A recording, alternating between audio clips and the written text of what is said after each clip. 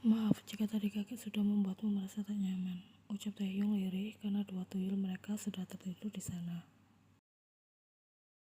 Tidak apa-apa, balas Hien. Selesaikan saja dulu segala urusanmu dengan Sok Jin Hyung. Tidak perlu terlalu terburu-buru, karena aku tahu kau juga sibuk. Hien sudah mengangguk di sana. Ia memang memutuskan untuk menginap setelah Chanwon dan Jaerin ketiduran saat tengah berkumpul di ruang tengah. Mengetahui Hien yang akan kerepotan untuk membawa keduanya sampai ke apartemen meskipun dengan bantuan Taehyung, Jongsu menawarkan agar Hien menginap saja, lagi pula besok hari Minggu yang mana si kembar tidak perlu datang ke sekolah. Alih-alih tidur di kamar tamu, Taehyung membawa ketiganya masuk ke dalam kamarnya sendiri dengan wanti-wanti agar mereka tidak berbuat macam-macam. Mana bisa, sejak dulu kita memang tidak bisa hanya ditinggalkan berdua saja. Pasti akan ada hasutan setan, ucap Taehyung. Berdua apanya, kita berempat. Kau pikir si kembar ini bukan manusia juga, balas Hien. Manusia yang sedang bermimpi indah dan tak akan tahu apa-apa, koreksi Taehyung. Ania, kasurnya terlalu sempit untuk kita berempat. Jadi duduk di sofa saja. Hien sudah menirukan cara anak-anak saat memanggil Taehyung. Apa Mami yakin mau menolaknya? Ini kesempatan yang setidaknya tidak akan datang dalam 1 minggu ke depan.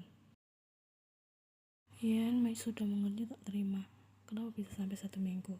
Karena kita sama-sama sibuk dan lelah, jawab Taehyung. Tidak bisa begitu. Kau harus datang ke apartemen setidaknya dalam waktu 3 hari ke depan. Juga di akhir pekan, protes Hien. Aku harus datang 2 kali dalam seminggu, tanya Taehyung memastikan. Hien mengangguk cepat. Dan harus menginap. Kenapa harus, katanya? Karena kau harus me time dengan anak-anak. Anak-anak atau justru maminya? Anak-anak di sore hari dan maminya di malam hari, balas Hien tanpa ragu. Ingin sekali Taehyung tertawa dengan keras namun menahan diri karena si kembar sudah terlelap di sana. Bagaimana kalau sampai menghasilkan adik bagi si kembar? Kemarin kita bahkan pakai pengaman, ucap Taehyung. Aku rasa efeknya tidak akan separah saat aku ketahuan hamil si kembar dulu, balas Hien kelewat santai. Itu artinya Jung Ye-en tidak mempermasalahkan hal itu kan? Atau kau bahkan sudah merencanakannya, serbu Taehyung dengan raut tak percaya saat ia baru menyadari hal itu. Apa jika sudah ketahuan begini, kau tidak akan mau melakukannya lagi? Padahal kita baru melakukannya 1 kali. Benar-benar luar biasa saat Hien sudah menggoda. Kau salah, sudah 2 kali. Kali keduanya saat kita berada di kamar mandi. Memang singkat, namun cukup menyenangkan. Balas Taehyung dengan raut yang tampak sudah tak bisa menahan lagi. Dia ingin menyentuh dan disentuh hingga hari menjelang pagi, memberikan tanda kepemilikan itu lebih banyak lagi pada tubuh wanitanya. Tidak peduli meskipun mereka harus mengenakan sweater turtleneck hampir setiap hari, hingga sempat menimbulkan pertanyaan dari Seng Ho dan juga keluarga besar Taehyung lainnya. Mengapa mereka berpakaian seperti itu padahal cuaca sedang panas? Dengan alasan tengah terserang flu di musim panas, mereka bisa menerima alasan tersebut meskipun sebenarnya mereka sudah mengetahui jika itu adalah sebuah rahasia umum. Yana, ayo pergi ke kamar mandi, ajak Taehyung dengan tatapan menggoda. Tolong hormati anak-anakmu, Taehyung. Mereka sedang ada di sini dan kau masih nekat mau melakukannya. Kendalikan hormonmu. Hien sudah gabung rebahan di sebelah Jaerin dan Chanwon. Taehyung hanya mencibir mendengar ucapan gadis itu. Padahal kalau dia yang ingin, Taehyung tidak pernah bisa menolak. Kau kan harusnya tidur di sofa, protes Hien saat Taehyung sudah bergabung memeluknya dari belakang. Tidak mau, sofanya sempit dan tidak nyaman. Kalau begitu kau tidur di kamar tamu saja, balas Hien memberikan saran. Kau kejam sekali, memisahkan aku dengan anak-anak. Hanya pisah kamar Taehyung, bukan pisah negara, jadi jangan berlebihan. Taehyung kembali tertawa di sana, menggoda Hien benar-benar membuatnya merasa terhibur. Padahal dulu gadis itu sangat penurut, tapi sekarang ada sedikit perlawanan yang menimbulkan sensasi tersendiri yang membuat Taehyung ingin menggodanya lagi dan lagi. Aku kenal Sok Jin, orangnya cukup keras kepala. Dia mungkin tidak akan mau melepaskanmu begitu saja. Apalagi kalian sudah bertunangan, bisik Taehyung. Keluarga besar Seokjin juga punya hak untuk menuntut penjelasan darimu mengenai putusnya hubungan kalian. Mari kita hadirkan seorang adik bagi si kembar. Itu akan menjadi alasan kuat agar Seokjin dan keluarganya mau melepaskanmu. Kau membuat citraku akan menjadi jelek Taehyung, protes Yeon. Tapi sebenarnya citra Yeon di mata keluarga besar Seokjin sudah jelek sejak awal. Taehyung hanya tak mengungkapkan hal ini karena khawatir perasaan Yeon akan terluka. Tapi memangnya citraku baik ya selama ini. Gadis itu tampak berpikir sebentar dan menemukan jawabannya jika ia tidak pernah terlihat sebagai seorang gadis baik-baik di mata orang-orang yang tinggal di sekitarnya. Tentu saja wajar seperti itu. Mana ada gadis baik-baik yang hamil tanpa seorang suami. Ternyata aku sudah tampak buruk sejak awal. Kemam Yeon. Dia tidak sedih, hanya merasa sedikit miris. Siapa yang bilang? Balas Taehyung. Tidak usah menutup mata Taehyung.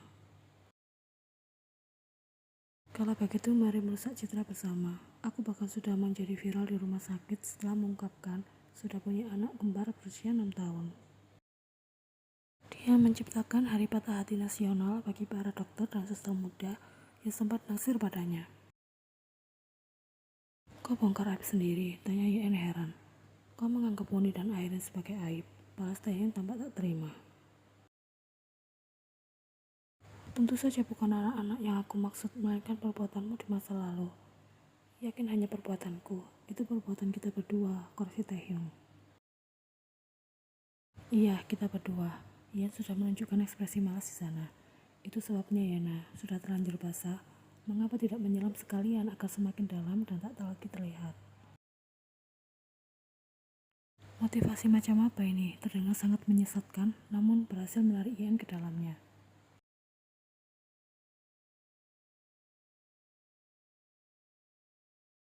Woni dan Airin tidak punya kebiasaan terbangun di malam hari. Lalu tanya Taehyung tak mengerti. Yang kemarin di kamar mandi, aku penasaran ingin mencoba dengan durasi yang lebih lama. Ucap Yeon tanpa malu-malu. Selagi mau, memang ada baiknya untuk diungkapkan saja. Taehyung sudah tersenyum lebar di sana. Ia bangkit dari posisinya dan Yeon mengikuti tanpa banyak kata. Keduanya melangkah memasuki kamar mandi sembari bergandengan tangan. Bagaimana? Apa sudah kau pikirkan dengan baik mengenai kelanjutan hubungan kita? Sebuah pesan dari Seokjin masuk di ponsel Yeon yang membuat tidur gadis itu terganggu karena suara notifikasinya. Saat membuka kedua matanya, Yeon tidak bisa menemukan Taehyung, Chanwon, dan Chaerin di atas ranjang. Namun tak lama kemudian ketiganya keluar dari kamar mandi. Tubuh si kembar sudah terbalut dengan handuk di sana.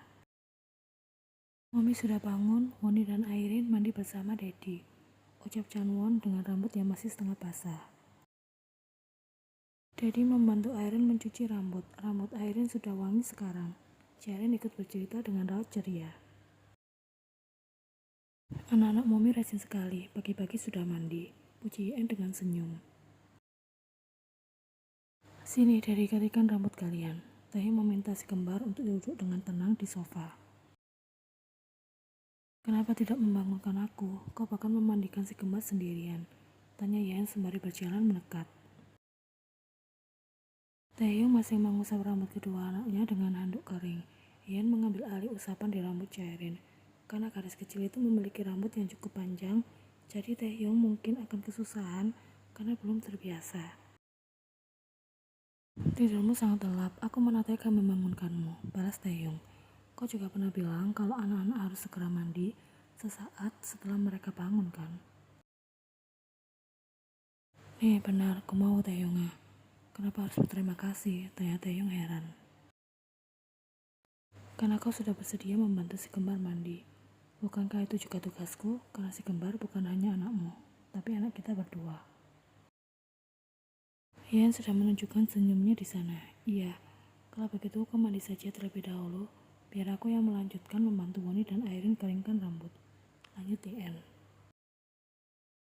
Taehyung mengangguk setuju, yang kemudian segera masuk ke dalam kamar mandi.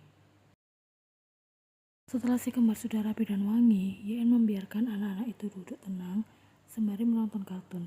Sementara Yen sudah membaca pesan Seokjin di sana. Lelaki itu mengirimkan satu pesan baru lagi. Kali ini pesan dengan sebuah gambar.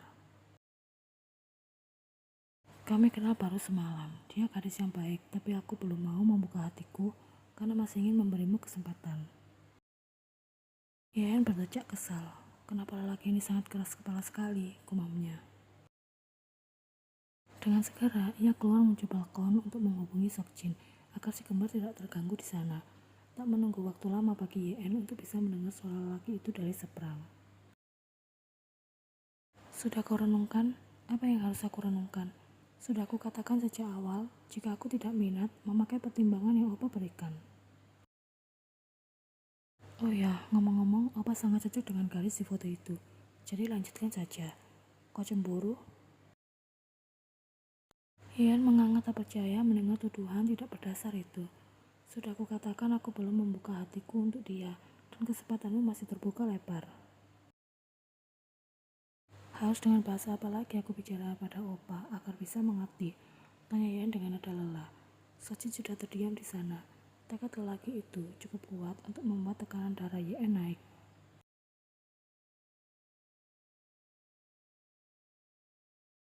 Aboji berniat mengadakan pertemuan dengan kedua orang tuamu untuk membicarakan masalah barunya hubungan kita. Ucap Ian teringat akan ucapan Seung-ho kemarin. Sudah Ian duga, lelaki baru baya itu tidak akan bisa terima jika Chanwon dan Chairin sudah menjadi korbannya. Kenapa kau seperti ini, Yena? Karena kita sudah tak cocok lagi. Ekspektasiku tentang Opa sudah melenceng terlalu jauh, balas Yen. Aku akan berubah. Aku akan membantumu mengepel lantai, mencuci piring dan pakaian, juga bersikap baik pada si kembar. Pada akhirnya ia memohon juga setelah di awal masih bersikeras meyakini jika Yen akan merasa menyesal setelah putus darinya. Tidak perlu, Opa kan bukan pembantu. Aku masih sanggup mengurus urusan rumah asalkan tidak ada Opa di sana. Karena dengan adanya Seokjin segalanya jadi lebih merepotkan. Lagi pula Opa berkata sudah muak terhadap si kembar kan? Rasa sakit hatiku atas ucapan Opa akan aku ingat sampai 7 turunan. Ucap Yen kesal setengah mati. Yena, berikan aku kesempatan satu kali lagi. Aku janji ini yang terakhir. Ania, kesempatan sudah habis tak tersisa. Kau akan menyesal jika aku benar-benar pergi dengan gadis itu. Tidak akan, justru aku doakan agar Opa langgeng dengannya. Yena, Yubuseo, setelah Taehyung yang tiba-tiba datang dari arah belakang, kemudian merebut ponsel Yen di sana. Gadis itu terdiam merasakan basah Taehyung sudah menempel di punggungnya, serta tetesan air yang mengalir jatuh dari rambut Taehyung turut membasahi pundaknya. Taehyung, suara Seokjin di sana terdengar tak yakin. Taehyung, ini aku, balasnya. Apa yang kau lakukan di sana? Kau bersama dengan Yen. Aku tidak menyangka jika kau benar-benar akan merebut tunangan kakak sepupumu sendiri. Apa yang kami lakukan aku tidak yakin, godai Taehyung. Kami berada di kamar yang sama dan juga tidur di ranjang yang sama. Taehyung, jangan keterlaluan. Pergilah dari sisi Yen selagi aku masih memiliki cukup kesabaran. Weh, bukankah kalian sudah putus? Siapa yang bilang jika kau mendengar hal itu dari Yen itu hanyalah kesalahpahaman? Salah paham. Hyung, aku tidak terima kau bersikap kasar pada anak-anakku. Itu sebabnya bahwa mereka pergi bersamamu. Aku sudah bilang sejak awal kan? Aku juga sudah bilang sejak awal jika aku akan membawa pergi ketiganya kan? Balas Taehyung. Kim Taehyung, kau. Sambungan telepon itu Yen putus secara sepihak setelah kembali merebut ponselnya dari Taehyung. Karena sudah tidak tahan mendengar tapi balasan Seokjin yang hanya berputar di situ-situ saja.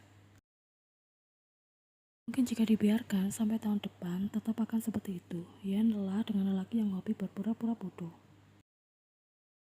Kenapa dimatikan? Tadi itu seru sekali. Tanya Taehyung yang saat ini sudah bertatapan dengan Yen. Seru apanya? Aku pusing mendengar obrolan kalian berdua. Kalau kau masih ingin mengobrol banyak dengan Seokjin Opa, hubungi saja dia dengan ponselmu sendiri. Apa tadi dia sempat minta balikan? Taehyung kembali bertanya karena penasaran. Kurang lebih seperti itu. Sudahlah, lupakan saja. Aku mau mandi dulu agar kita bisa segera turun ke bawah. Ian segera masuk kembali ke dalam kamar, kemudian memasuki kamar mandi.